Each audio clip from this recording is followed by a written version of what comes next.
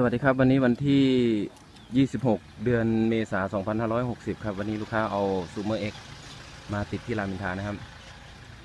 เป็นซูเมอร์เอ็กตัวใหม่ล่าสุดนะครับ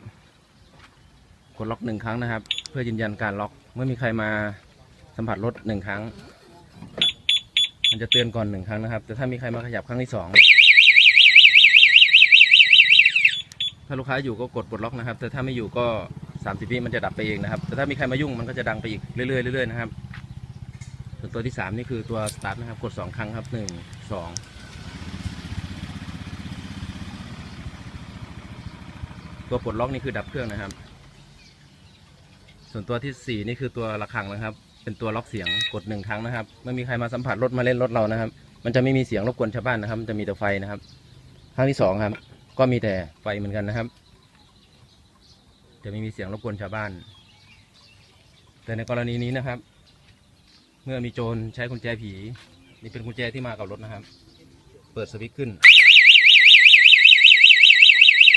ไม่สามารถสตาร์ทติดได้ครับพอกุญแจออกรถก็ยังทำงานอยู่นะครับ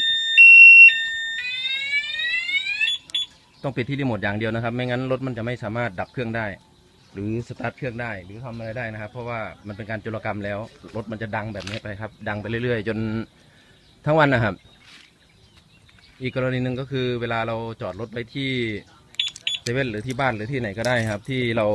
เชื่อว่ามั่นใจแต่ในกรณีนั้นโจรก็ใช้กุญแจผีนะครับแทงเข้าไปในนี้แล้วเปิดสวิตช์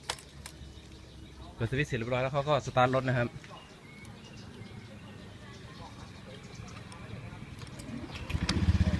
นี่สตาร์ทรถเสร็จแล้วเราเห็นในระยะ100 เมตรนะครับเราสามารถกดตัวบนนี้ได้นะครับกด1 ครั้งนะครับแล้วรถก็จะดับสัญญาณการขโมยก็จะดังนะครับรถก็ไม่สามารถสตาร์ทติดต่อไปได้ครับมันจะตัดระบบไฟทันที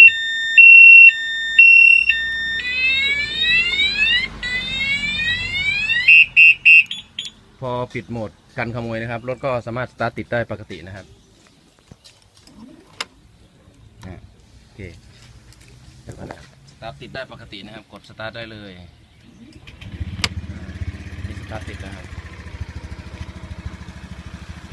ก็สามารถดับเครื่องได้โดยตัวปลดล็อกนะครับรถจะไม่ดังครับโอเคขอบคุณมากครับ